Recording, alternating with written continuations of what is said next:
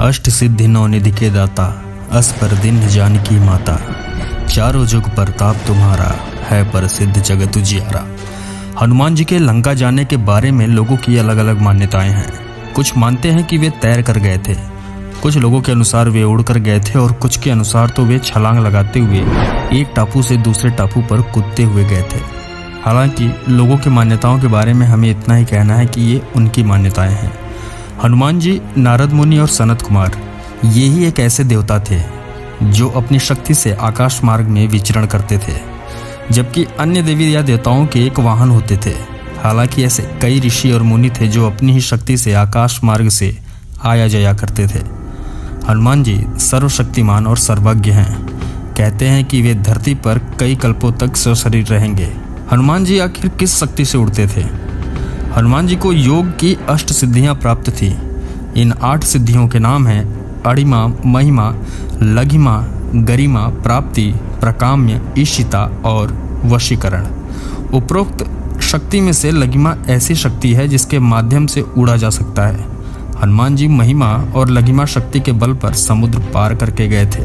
रामायण या रामचरितमानस में एक शब्द लिखा है, लांघना। समुद्र को लांघना। लांघने का अर्थ तैरना, कूदना या छलांग लगाना नहीं है। लांघना का अर्थ है एक स्थान से दूसरे स्थान पर पहुंचने की क्रिया या वेग से पार करना। लांघना अर्थात लघिमा शक्ति का प्रतीक। हनुमान का समुद्र को लांघने का वर्णन वाल्मीकि रामायण और रामचरितमानस के सुंदर कांड में मिलता है। हनुमान जी ने अपनी उड़ान शक्ति का परिचय कई जगहों पर दिया। उसमें से 5 प्रमुख घटनाएं हैं। पहली, जब वे सूर्य को फल समझकर आकाश में उड़ चले थे। दूसरी, जब वे लंका को पार करके गए और आए भी। तीसरी, जब उन्होंने लंका दहन किया। चौथी, जब वे संजीवनी बूटी को लाने के लिए द्रोणांचल पर्वत गए थे। और 5वीं, जब वे राम और लक्ष्मण को अहिरावण से छुड़वाने के लिए पाताल लोक गए थे और वहां से उनको बचा के लाए थे। कहते हैं कि सबसे पहले बालीपुत्र अंगद को समुद्र लांघ कर लंका जाने के लिए कहा गया था, लेकिन अंगद ने कहा कि मैं तो चला जाऊंगा, लेकिन पुनः लौटने की मुझ में क्षमता नहीं होगी, मैं लौटने का वचन नहीं दे सकता। तब जामवंत जी के याद दिलाने पर हनुमान जी को अपनी उड़ने की शक्ति का ज्ञान हुआ, तो वे एक जगह रुककर समुद्र को पार कर गए।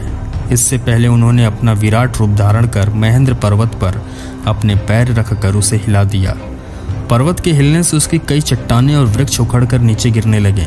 तब हनुमान वायु की गति से उड़ने लगे। उनके उड़ने की अत्यंत वेग के कारण उनके 7 वृक्ष भी हवा में उड़ने लगे और बाद में वे वृक्ष एक एक करके समुद्र में गिरने लगे। समुद्र पार करते समय रास्ते में उनका सामना सुरसा नाम की नाग माता से हुआ, जिसने राक्षसी का रूप धारण कर रखा था। सुरसा ने हनुमान जी को रोका और उन्हें खा जाने को कहा। समझाने पर जब वह नहीं मानी तब हनुमान ने कहा कि अच्छा ठीक है, मुझे खा लो। जैसे ही सुरसा उन्हें निगलने के लिए मुंह फैलाने लगी, हनुमान जी अपनी महिमा शक्ति के बल पर अपने शरीर को और दुगना बढ़ाने लगे। जैसे जैसे सुरसा अपना मुंह बढ़ाती जाती, वैसे वैसे हनुमान जी भी शरीर बढ़ाते जाते। बाद में हनुमान ने अचानक ही अपना शरीर बहुत छोटा कर लिया और सुरसा के मुंह में प्रवेश करके तुरंत ही बाहर निकल आए। हनुमान जी की बुद्धिमानी से सुरसा ने प्रसन्न होकर उनको आशीर्वाद दिया तथा उनकी सफलता की कामना भी की। हनुमान जी ने राक्षसी माया का भी वध किया था। समुद्र में एक राक्षसी रहती थी। वह माया करके आकाश में उड़ते हुए पक्षियों को पकड़ लेती थी। आकाश में जो जीव जंतु उड़ा करते थे वह उनकी परछाई देख लेती थी और अपनी माया से उनको निगल जाती थी। हनुमान जी ने उसका छल जानकर उसका वध कर दिया था। पुराणों के अनुसार हनुमान जी को कई देवी देवताओं से विभिन्न प्रकार के वरदान और अस्त्र शस्त्र प्राप्त थे।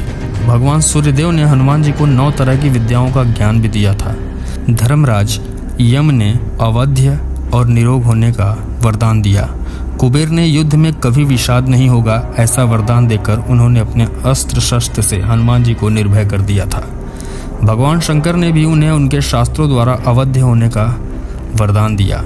देवशिल्पी विश्वकर्मा ने वरदान दिया था कि मेरे बनाए हुए जितने भी शस्त्र हैं उनसे यह अवध्य रहेगा। अवध्य यानी इनका वध नहीं होगा और ये चिरंजीवी रहेंगे। देवराज इंद्र ने हनुमान जी को यह वरदान दिया था कि यह बालक आज से मेरे वज्र द्वारा भी अवध्य रहेगा। जल देवता वरुण ने यह वरदान दिया था कि 10 लाख वर्ष की आयु हो जाने पर भी मेरे पास और जल से इस बालक की मृत्यु नहीं होगी। परमपिता ब्रह्मा जी ने हनुमान जी को वरदान दिया था कि यह बालक दीर्घायु, महात्मा और सभी प्रकार के ब्रह्मदंडों से अवध्य होगा।